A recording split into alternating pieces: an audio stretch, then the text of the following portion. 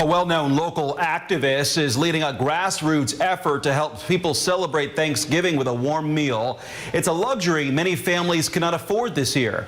WRTV's Cameron Riddle shows how one community will feed thousands of Hoosiers.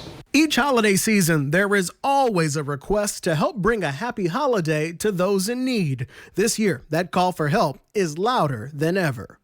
The unemployment rate is out the roof. You know, a lot of people are unemployed, wondering how they're going to pay their bills, facing evictions, and let alone trying to worry about providing food for their family. 2020 will be the 6th year community leader D. Ross has organized his No Family Will Starve giveaway for Thanksgiving. This year, he's leading the charge to feed more than 1,000 people by giving 150 families a turkey and enough food to feed 6 to 8 people for the next 2 months. Last year, we only did 60 families, and the year before that was 50 families.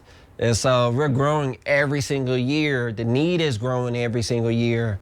The pandemic has closed the usual places where the group can store food. So this year, Ross is forced to use his own home and borrowed space from volunteers to keep the food cold. Tonight, the basement of Ross's own home is packed with frozen turkeys.